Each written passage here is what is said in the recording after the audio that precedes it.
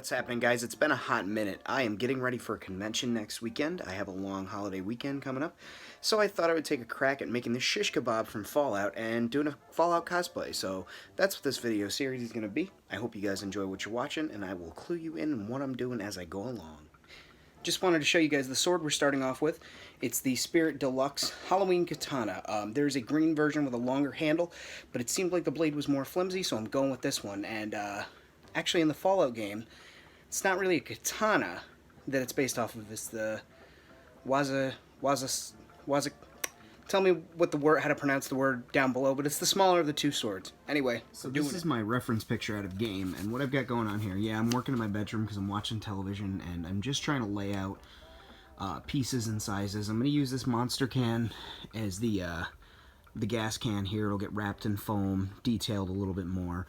Then I have the knob, which I found at a hardware store. They were just selling the knob, which is great. I'll paint it red, weather it, rust it.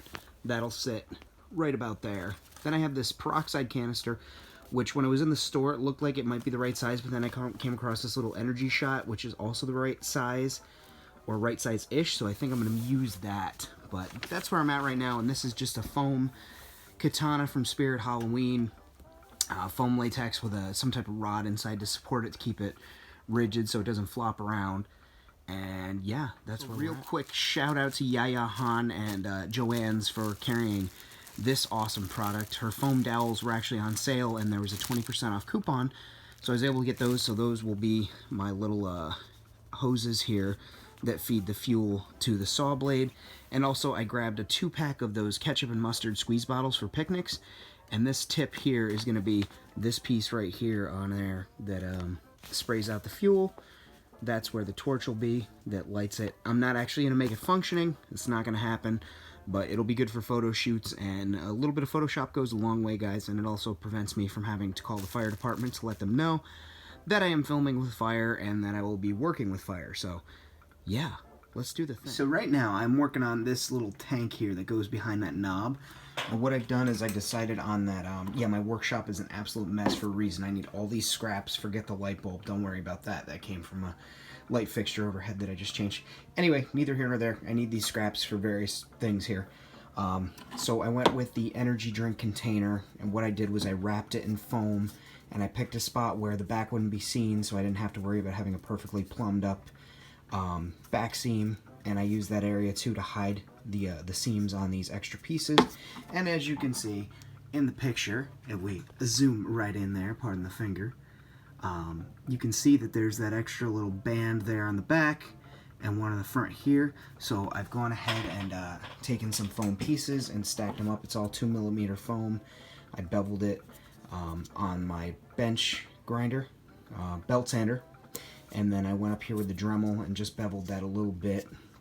And now I'm going to add these googly eyes as the rivets that are shown on the picture. And the thing is, I hate rattling things, so these googly eyes are going to rattle every time I move this, and it's going to be the bane of my existence. But for cosplay, it is what it is. Got to do what you got to do. So yeah, there's your tip for the day. Googly eyes as rivets. So yeah, there's the little thing. It's got those on there. This is going to be the side. Actually, I may wind up knocking that boy off. This is going to be the area that's hidden up against the blade, so it'll be facing this way, up against the blade. Now I've got to find a piece that'll go here that this hose that's indicated here will come out of. So I'm going to rummage through my parts. I have a bucket of different little ends and couplings, and see what I can't find that'll match up with the hose that I have coming, the foam cord. So yeah, foam dowels, that's what they are. Anyway, working on it.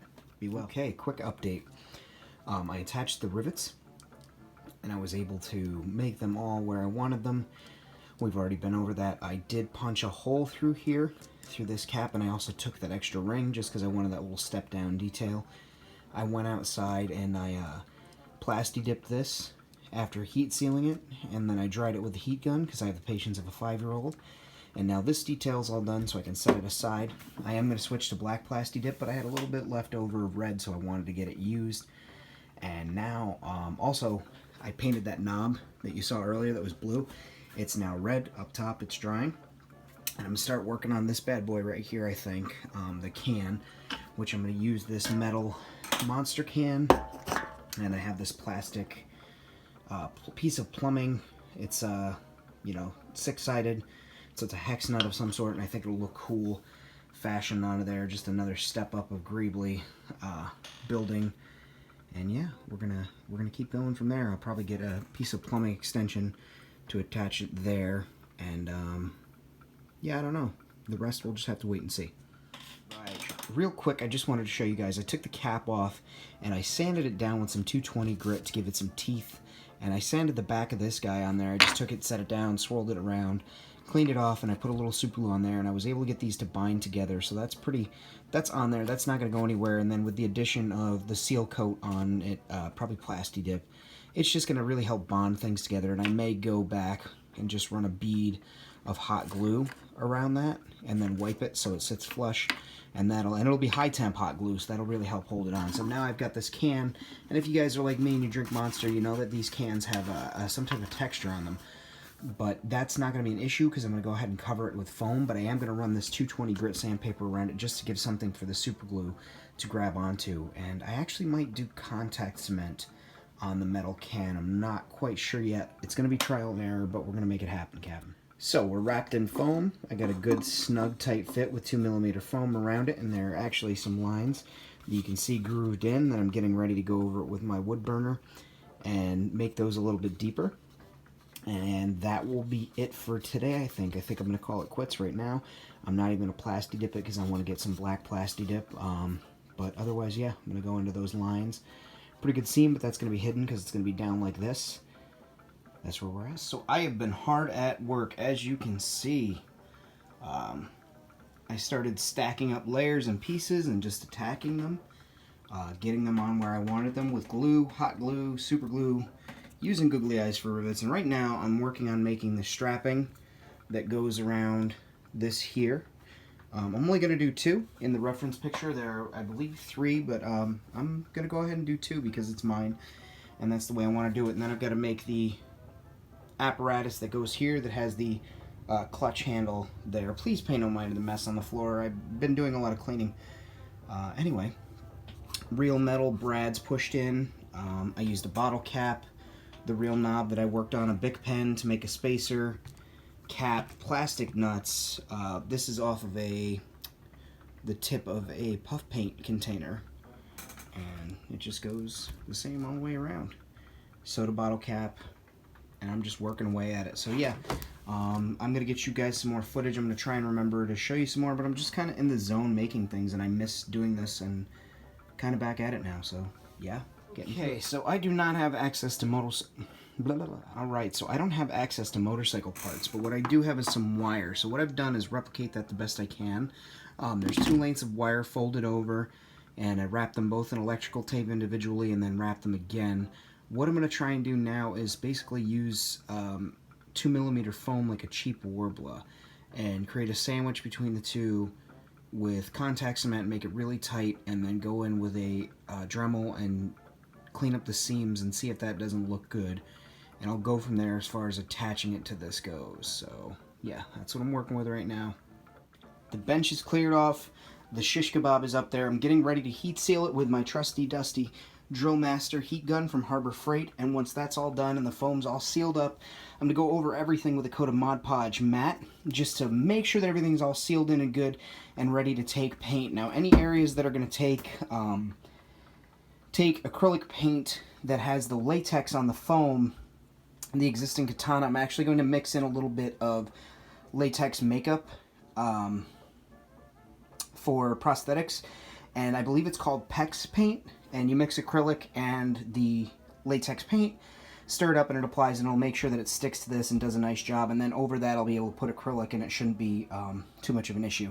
So anyway, I'm going to heat this bad boy. I'll show you guys how I do that with the gun. It's going to be noisy, so I'm just going to mute out the audio on that, and we'll go. And this is just using the heat gun to make sure that all the cells in the foam are sealed up tight, so that when I put the Mod Podge on, nothing soaks into the material, and I don't have any issues, and it gives it a good coating. And here I am adding a little bit of Mod Podge to it and letting that dry. And we are painting. Now it looks a little sloppy, I'm not going to lie to you, but that is intentional because there's going to be so much weathering and grime and cinnamon and iron powder and all that stuff on here. So I'm just plugging away at it. I'm going to get all the base colors, and then I'm going to go over here to my reference work and come up with ideas of how I'm going to layer this stuff on. And I really want it to look grimy and used and really part of the wasteland. So that's where I'm at, guys. I just wanted to show you, give you a quick view, and let you know where things are at. Okay, so the sloppy paint is drying. I'm going to call it right now. I'm going to give it a break. I need to go upstairs, get showered, get the paint and shit off my hands, get ready for work tomorrow. But I've got a lot more to do, but I'm comfortable. I'm liking where things are at. I'm liking how they're going to get there. But yeah, so far. And here's the finished, rusted up look at the convention, and I'll show you some better footage in the next clip. I am so happy with how this thing came out, man. I had so many people come up to my table at the convention and compliment me on the prop. I had so many of my friends online message me, happy with seeing the build and happy seeing the build footage. And just the final look came out with the rust and the wear and the tear and the fallout aesthetic that it has. And I'm super proud of this, guys. I hope you like it, and I hope you guys try and tackle making one of your own, because it is really fun. There you have it, guys. My take on the Fallout 4 Shishkebab. I hope you guys learned something. I hope you like what you saw. If you have any questions, please drop them down below in the comment box. I will get back to you as quick as I can. If you're building one of your own and you want me to see it, tag me on Instagram at Famine Cosplay. Tag me on Facebook, Famine Cosplay. Hope you guys liked everything. I hope you guys are having a fantastic week. Be sure to hit the like button. Be sure to comment. Please subscribe. I just hit 50 subscribers, which is awesome, and I'm hoping to get 100 before the year's end. So if you know somebody that would appreciate this, share it along with them. And if you know somebody who's working on theirs, and they want a little help, share this along with them too. Be well, guys. Enjoy the week, and I'll see you again soon. Too sweet me.